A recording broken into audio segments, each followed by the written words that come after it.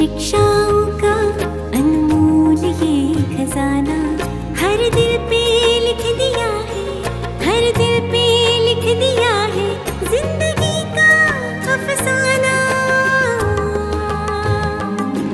अमूल्य रतन, अमूल्य रतन, अमूल्य रतन। ये श्रृंखला सर्व आत्माओं के पिता परमात्मा शिव के द्वारा उच्चारित महावाक्यों के संकलन पर आधारित है। ओम शांति। गॉडलीवुड स्टूडियो द्वारा प्रस्तुत अमूल्य रत्न में आप सभी का हार्दिक स्वागत है। दुनिया में कहते हैं कि ये संसार एक माया जाल है, जिससे हम जितना निकलने की कोशिश करते हैं उतना और ही अधिक फंसते जाते हैं। परंतु यदि बार बार प्रयास करने के बावजूद भी इंसान नाकाम हो जाता है तो दिल शिकस्त होना स्वाभाविक ही होता है। ऐसे में इंसान व्यक्तियों को, परिस्थितियों को दोषी ठहराने लगता है। इस माया जाल से निकलने व सहज व श्रेष्ठ योगी जीवन बनाने की सहज विधि क्या है, आज हम ईश्वरीय महावाक्यों द्वारा समझेंगे। और इन महावाक्यों के स्पष्टीकरण के लिए हमारे मध्य हैं प्रजापिता ब्रह्मा कुमारीज ईश्वरीय विश्वविद्यालय के वरिष्ठ राजयोगी शिक्षक आदरणीय राजू भाई साहब। भाई साहब, आपका आज के एपिसोड में बहुत बहुत स्वागत है। ओम शांति। भाई साहब, आज हम बात करेंगे 18 मार्च 1981 के महावाक्यों पर, जिसका टॉपिक है मुश्किल को सहज करने की युक्ति, सदा बाप को देखो। परमात्मा कहते हैं कि मिलने का अर्थ है बाप समान बनना। जब से बाप से मिले तो बाप दादा ने क्या इशारा दिया? बच्चे, आप सब श्रेष्ठ आत्माएं बाप समान सर्वगुणों में, सर्व प्राप्तियों में मास्टर हो। बाप से भी श्रेष्ठ बाप के सिर के ताज हो। जो पहले पहले इशारा मिला उसी इशारे प्रमाण बाप समान मास्टर सर्वशक्तिवान, मास्टर सर्वगुण संपन्न बने हो। तो सब इतने श्रेष्ठ स्वमानों को थोड़ा स्पष्ट करें। क्योंकि जब बाबा मिलते हैं, जब हमें पहचान मिलती है तो बाबा बच्चों को अपने सिर का ताज बनाते हैं जी। जो भी टाइटल्स हैं सब बच्चों को संबोधित करके कहते हैं आप भी ऐसे हो, आप सब मास्टर हो। मास्टर माना मालिक हो जी। वो समान स्मृति में रहना चाहिए कि हम भगवान के सिर के ताज हैं जी। तो परमात्मा यहाँ कह रहे हैं मैं बच्चों को अपने से भी ऊंचा बनाता हूँ, क्योंकि मेरी पूजा तो सिंगल रूप में हो रही है, आप बच्चों की डबल पूजा होती है। एक तरफ शालिग्राम के रूप में छोटे छोटे शिवलिंग बना करके पूजा कर रहे हैं जी। और दूसरी तरफ देवी देवताओं के रूप में आपकी पूजा हो रही है। तो अपने से भी श्रेष्ठ मैं आपको पूज्य बनाता हूँ, आप इतनी महान आत्माएं हो। तो परमात्मा अपने बच्चों को इतना ऊंचा सम्मान दिलाते हैं स्मृति में कि इसको सदा स्मृति में रखो। परमात्मा कहते हैं कि जब अभी बाप समान बनो तब ही भविष्य में विश्व राज्य अधिकारी देवता बन सकते हो। बाप समान कहाँ तक बने हैं यह चेकिंग करते रहते हो। एक एक गुण, एक एक शक्ति को सामने रखते हुए अपने में चेक करो कि कितने % में गुण व शक्ति स्वरूप बने हैं। यह फॉलो करना तो सहज है ना। बाप समान बनना माना जो बाबा के गुण और बाबा की शक्तियाँ हैं जी, उनको अपने जीवन में धारण करना। मानो बाबा ज्ञान का सागर है, शांति का सागर है, पवित्रता का सागर है। तो ये उनकी महिमा है, उनके गुण हैं और उन गुणों में अगर हम मास्टर बनते हैं तो वो गुणों के आधार से, शक्तियों के आधार से उनके समान बनते जाते। तो परमात्मा कहता है जितना इस संगम के समय पर तुम परमात्मा बाप के समान बनते हो उतना ही श्रेष्ठ पद भविष्य में आपको देव पद प्राप्त होता है जी। वहाँ पर दैवी गुण हमारे जीवन के अंदर आएंगे। संगम युग पर ये ईश्वरीय गुणों से हम संपन्न बनते हैं जी। तो इस समय हम बाप समान बन करके भविष्य में देवी और देवता बन सकते हैं। बिल्कुल। परमात्मा कहते हैं कि बाप दादा सामने एग्जाम्पल है। निराकारी रूप में और साकार रूप में, दोनों ही रूप में बाप को देख फॉलो करते चलो। वैसे भी कहावत है जैसा बाप वैसे बच्चे, और सन शोज फादर भी गाया हुआ है। बाप और बच्चे का संबंध ही है फॉलो फादर करने का। परमात्मा कहते हैं कि मुश्किल है नहीं लेकिन बना लेते हो, क्योंकि अगर मुश्किल हो तो सदा ही मुश्किल लगना चाहिए। कोई को सहज लगता, कोई को मुश्किल लगता, यह क्यों? और कभी उसी को सहज लगता, कभी मुश्किल लगता, यह क्यों? इससे क्या सिद्ध होता है? चलने वाले की कोई कमजोरी है जो मुश्किल लगता है। कई बार हम लोग खुद ही उसको मुश्किल बना देते हैं जी। नहीं तो जैसे बाप वैसे बच्चे, वैसे लौकिक में भी कहते हैं ये बिल्कुल अपने पिता से मिलता जुलता है। जैसा बाप की एक्टिविटी है, जो वो करता है, जैसे वो बोलता है, जैसे वो चलता है, ऐसे ही बच्चा भी है। तो परमात्मा कहता है संगम युग पर आपको दो बाप मिले, एक निराकारी शिव परमात्मा है, एक ब्रह्मा बाबा है। केवल इन्हीं दो को आप फॉलो करते चलो तो बहुत सहज मार्ग अनुभव होगा कि कदम पर कदम रखो, आगे बढ़ो। लेकिन कई बच्चे जिनको बहुत सहज लग रहा है, सहज चल रहे हैं, और कई हैं जो समझते हैं बहुत मेहनत है, मुश्किल है। कुछ न कुछ कारण बनते हैं जो अपने संस्कारों के कारण उस सहज मार्ग को मुश्किल का, मेहनत का मार्ग बना देते हैं। कईयों को यह अनुभव होने लगता है सहज मार्ग सहन करने का मार्ग है। हाँ जी। लेकिन कारण कुछ खुद का है। परमात्मा ने हम सबको सहज विधि बताई है, उसकी बजाय हम कुछ न कुछ रास्ता भटक करके दूसरों को देखने लगते हैं। अगर हम केवल सी फादर फॉलो फादर करें, सन सोच फादर जो गाया हुआ उसी अनुसार हम अपने हर चरित्र को, हर कर्म को बाबा के समान करने लगे तो कोई भी बात में मेहनत और मुश्किल है ही नहीं। लेकिन जब हम बाबा को देखने की बजाय आत्माओं पर नजर डालते हैं, उनकी तरफ हमारा ध्यान जाता है तो हम भटक जाते हैं। इसलिए परमात्मा हमारा ध्यान खिंचवाते हैं, केवल बाप को ही देखो, दूसरे पर नजर नहीं डालो। परमात्मा कहते हैं कि जो औरों की भी मुश्किल को सहज करने वाले हैं, वह स्वयं मुश्किल अनुभव कैसे करेंगे? मुश्किल अनुभव करने के समय विशेष कौन सी बात बुद्धि में आती है जो मुश्किल बना देती है? बाप को देखने के बजाय बातों को देखने लग जाते हो। बातों में जाने से फिर कई क्वेश्चन उत्पन्न हो जाते हैं। अगर बाप को देखो, जैसे बाप बिंदु है, वैसे ही हर बात को बिंदु लगा दो। क्योंकि अगर हम बातों को देखेंगे ना तो बातें तो संगठन जहाँ है वहाँ पर कोई ना कोई होंगी जी। कोई कुछ बोलेगा, कोई कुछ बोलेगा, कोई हमारी कमी कमजोरी निकालेगा, कोई हमारे संस्कार देखेगा, और उनको हम देख करके कोई इज्जत करेगा, कोई इंसल्ट कर देगा। कई प्रकार की बातें आती हैं। तो परमात्मा हम सबको कहते हैं अगर तुम बातों में गए तो मुश्किल लगेगा, मेहनत का मार्ग अनुभव होगा। लेकिन अगर बातों को किनारा कर दो, बिंदी लगा दो और बाबा बिंदु को देखो तो बहुत सहज मार्ग है। हर बात को, कोई भी बात मुझे मेरे सामने आई, मेरी कोई भी कहीं पर अपमान हो गया, कहीं कोई ने महिमा की, कोई ने गिलानी की, अगर हम उन बातों में चले जाएंगे तो हम कहीं ना कहीं फंस जाएंगे और ये सहज मार्ग मेहनत का मार्ग लगेगा। इसलिए परमात्मा कहते हैं बिंदु बाप को देखो और जो बातें उनको बिंदु लगा दो तो कभी भी मुश्किल का अनुभव नहीं होगा। परमात्मा कहते हैं कि बातें हैं वृक्ष और बाप है बीज। आप विस्तार वाले वृक्ष को हाथ उठाने चाहते हो, इसलिए ना बाप हाथ में आता न वृक्ष। बाप को भी किनारे कर देते हो और वृक्ष के विस्तार को भी अपनी बुद्धि में समा नहीं सकते हो।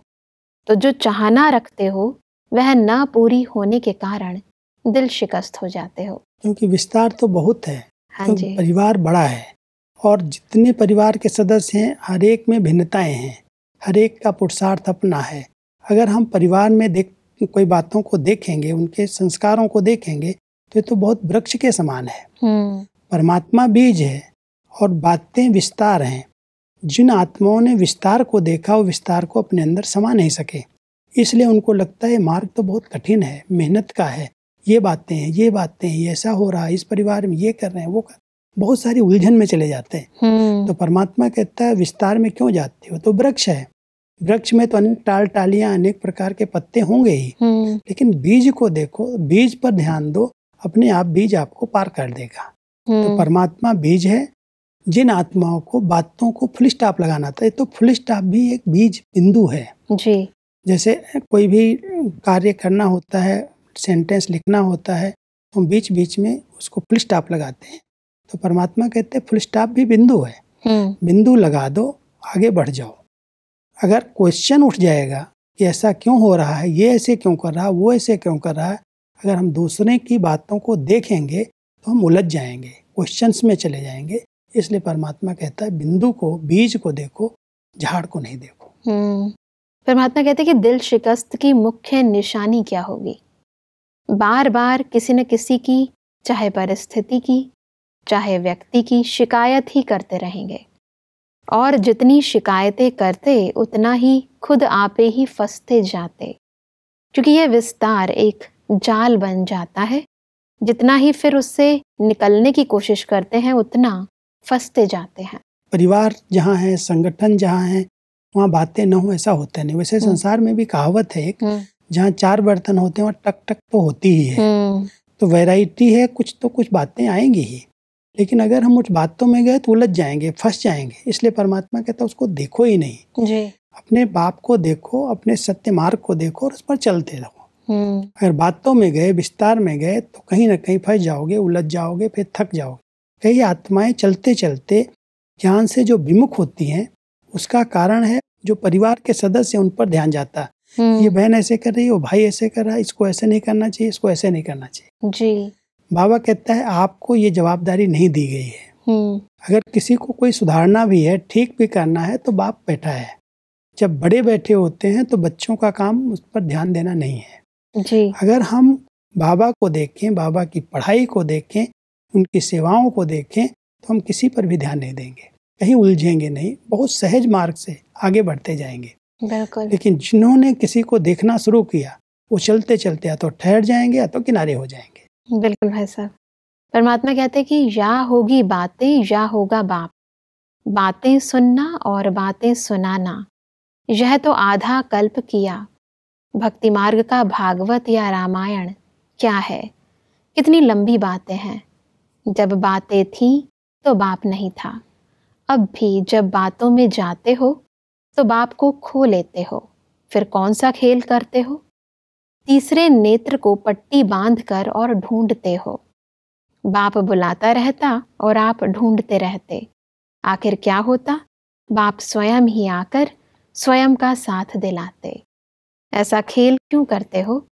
क्योंकि बातों का विस्तार में रंग बिरंगी बातें होती हैं, वह अपनी तरफ आकर्षित कर लेती हैं। उससे किनारा हो जाए तो सदा सहज योगी हो जाए।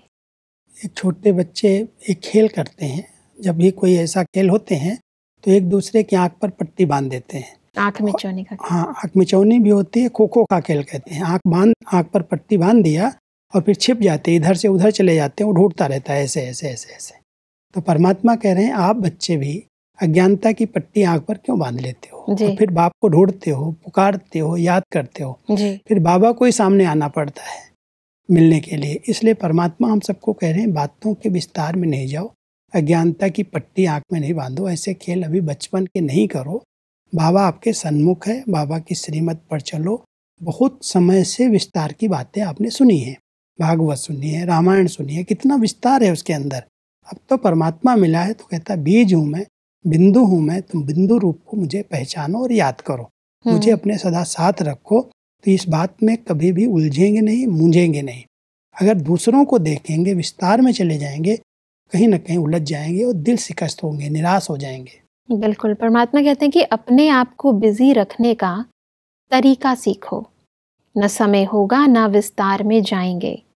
विश्व कल्याणकारी आत्माएं सदा विशाल कार्य का प्लान इमर्ज करो। इतना विशाल कार्य अपनी बुद्धि को दो जिससे फुर्सत ही नहीं हो।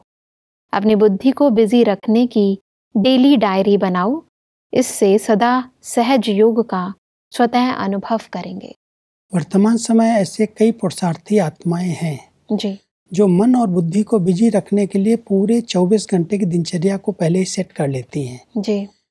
आँख खुलते सोने तक भी अगर 17-18 घंटे का चार्ट है, मिनट मिनट पर हमारा ध्यान होता है कि 1 मिनट 2 मिनट मुझे इस शरीर से डिटैच होना है। ये अगर डायरी बना लें तो मन और बुद्धि बिजी हो जाएगा, क्योंकि अटेंशन जाता है कि मुझे 1 घंटे में 2 मिनट 1 मिनट अशरीरी बनना है। परमात्मा ने जो 5 स्वरूपों की ड्रिल सुनाई है, बीच बीच में 2 घंटे 3 घंटे के बाद अगर हम वो ड्रिल करना शुरू कर दें तो लिंक जुटी रहेगी, फिर व्यर्थ को मार्जिन ही नहीं आने की। तो परमात्मा कहता है मन बुद्धि को बिजी कर दो। अगर वो फ्री रहेगी तो व्यर्थ बातें सोचेगी, ये ऐसा करता, वो ऐसा करता, इसने ये कह दिया, वो कह दिया, मन को भारी कर देंगे। इसलिए हम अपने मन बुद्धि की दिनचर्या को सेट करें। सवेरे उठते ही संकल्प करें, मुझे इस सेकंड, इस घंटे में इतने सेकंड ऐसे योग करना है, बाबा को याद करना, इस देह से डिटैच होना है। तो अभ्यास करते करते हम बिजी हो जाएंगे और व्यर्थ से मुक्त हो जाएंगे। बिल्कुल। परमात्मा कहते हैं कि एक एक रतन अति प्रिय और अमूल्य है, क्योंकि हर एक रतन की अपनी अपनी विशेषता है। सर्व की विशेषताओं द्वारा ही विश्व का कार्य संपन्न होना है। जैसे कोई स्थूल चीज भी बनाते हैं, उसमें अगर सब चीजें न डालो, साधारण मीठा या नमक भी न डालो, तो चाहे कितनी भी बढ़िया चीज बनाओ, लेकिन वह खाने योग्य नहीं बन सकती। तो ऐसे ही विश्व के इतने श्रेष्ठ कार्य के लिए हर एक रतन की आवश्यकता है, सबकी अंगुली चाहिए। इसी विशेषता के आधार से आज इतना बड़ा यज्ञ, इतना बड़ा विश्व परिवर्तन का कार्य परमात्मा करा रहे हैं। जी। हर आत्मा में कुछ न कुछ विशेषता है। अगर उस विशेषता को देखा जाए तो संगठन एक हो जाता है, और सबके संगठन से, सबके सहयोग से, हर 5 उंगलियां हैं तो पांचों का अपना महत्व है। कहते हैं एक बार इन 5 उंगलियों में झगड़ा हो गया, वो कहता मैं बड़ी, वो कहता मैं बड़ी, अनेक प्रकार की बातें इन्होंने आपस में करना शुरू कर दिया। तो दूसरा एक व्यक्ति आया कि अच्छा ठीक है, तुम बड़े हो तो मैं तुमको बूंदी देता हूँ, इसका लड्डू बना के दिखा दो। एक एक अंगुली से प्रयास किया, वो लड्डू बना ही नहीं। लेकिन जब 5 मिल गई तो वो लड्डू तैयार हो गया। तो परमात्मा भी कहता है इस संसार में जितनी आत्माएं हैं उन सबकी अपनी अपनी विशेषता है, और अगर वो सभी विशेषताएं एक साथ हैं तो विश्व परिवर्तन का कार्य बहुत सहज हो सकता है। अगर एक समझे मैं ही बड़ा हूँ, मैं ही सब कुछ कर सकता हूँ, तो अकेले कुछ नहीं कर सकता हूँ। सबके सहयोग की जरूरत है, और सबका सहयोग तभी मिलता है जब सबकी विशेषताओं पर ध्यान जाता है। तो परमात्मा ने हर बच्चे की विशेषता देखी, हर एक को कहा ये मेरा अमूल्य रतन है, और उस अमूल्य रतन को अपना सहयोगी बनाया, और इतने बड़े कलयुग की सृष्टि का परिवर्तन करके सतयुग बनाना ये कोई कॉमन बात नहीं है, छोटी बात नहीं है। बहुत बड़ा कार्य विश्व परिवर्तन का परमात्मा करा रहे हैं। छोटे छोटे सब भाई बहनों का सहयोग लेकर के उनकी विशेषताओं को यूज कर रहे हैं। परमात्मा कहते हैं कि सब अपनी अपनी रीति से महारथी हैं। बाप दादा भी अकेले कुछ नहीं कर सकते। बाप दादा बच्चों को आगे रखते हैं, निमित्त आत्माएं भी आप सबको आगे रखती हैं। तो सभी बहुत बहुत आवश्यक और श्रेष्ठ रतन हो, बाप दादा के स्वीकार किए हुए रतन हो। यादगार में तो दिखाते हैं, भगवान की पत्थर पर भी नजर पड़ जाए तो पत्थर भी पारस बन जाता है। आप तो उनके स्वीकार किए हुए श्रेष्ठ रतन हो। अपने कार्य की श्रेष्ठता के मूल्य को जानो। शक्तियों का अपना गायन है और पांडवों का अपना।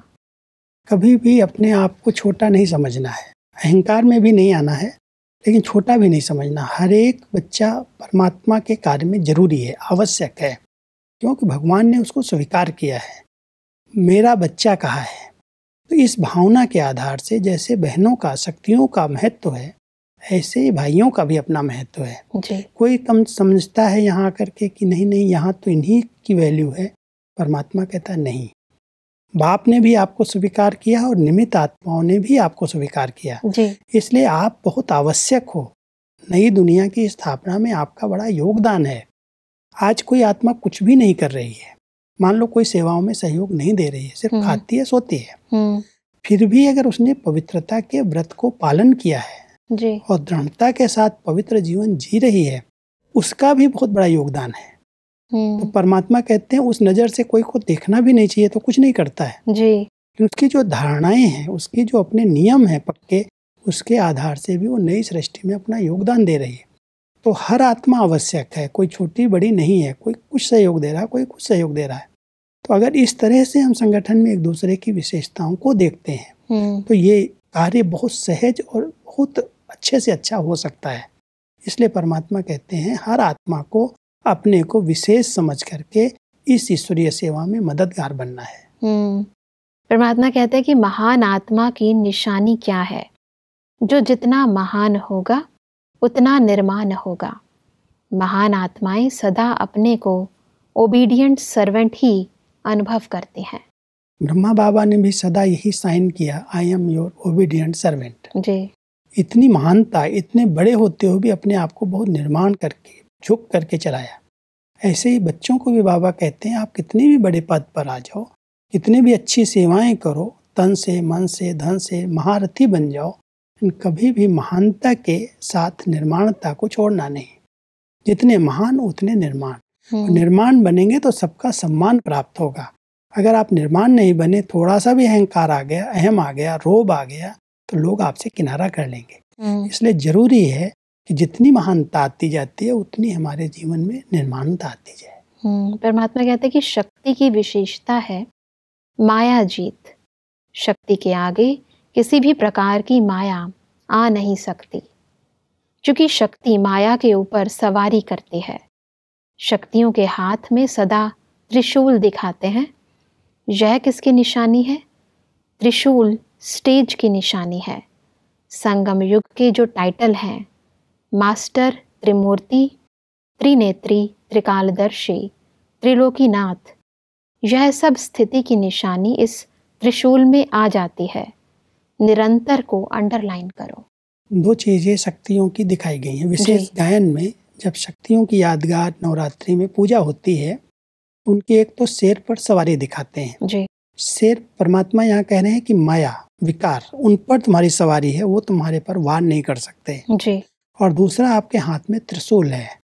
त्रिशूल कोई वध करने वाला हिंसक अस्त्र शस्त्र नहीं है, लेकिन परमात्मा कह रहे हैं ये जो त्रिनेत्री, कालदर्शी, त्रिमूर्ति, त्रिलोकीनाथ, ये जो टाइटल्स हैं, उनकी यादगार आपके हाथ में त्रिशूल है। इनकी बार बार स्मृति रहे कि मैं त्रिमूर्ति, त्रिकालदर्शी, त्रिलोकीनाथ, त्रिनेत्री हूँ।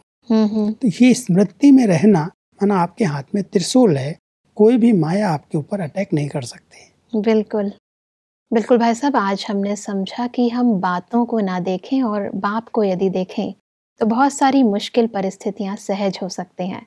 भाई साहब, स्पष्टीकरण के लिए आपका बहुत बहुत धन्यवाद। दर्शकों, आज के एपिसोड में हमने समझा कि मुश्किल को सहज बनाने के लिए हमें बातों को नहीं अपितु बाप को देखना व बाप की ही सुनना है। परमात्मा ने कहा कि सहज योगी बनने के लिए हमें सदा स्वयं को ईश्वरीय सेवा में बिजी रखना है और डेली डायरी बनानी है।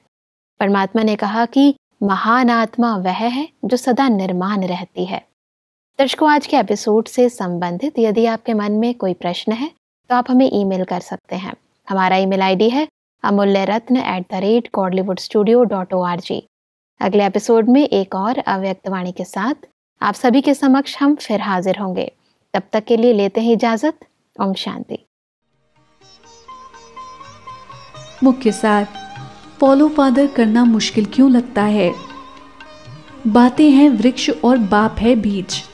बाप को देखने की बजाय बातों को देखने लग जाते हो, इससे बाप को भी किनारे कर देते हो और वृक्ष के विस्तार को भी बुद्धि में समा नहीं पाते हो। सब अमूल्य रत्न हैं, सिर्फ महारथियों की नहीं, सबकी अंगुली से ही विश्व परिवर्तन का कार्य संपन्न होना है। सब अपनी अपनी रीति से महारथी हैं। जितनी शिकायतें करते हो उतना ही खुद फंसते जाते हो। अधिक जानकारी के लिए संपर्क करें Amulya Ratan, Godlywood Studio, Manmohini Van, Shantivan post, Abu Road, 307510, district Sirohi, Rajasthan. Email ID है amulyaratn@godlywoodstudio.org। इस श्रृंखला को प्रजापिता ब्रह्मा कुमारीज ईश्वरीय विश्वविद्यालय के सेवा केंद्रों पर क्लास में नियमित रूप से चलाने के लिए गॉडलीवुड स्टूडियो से संपर्क करें।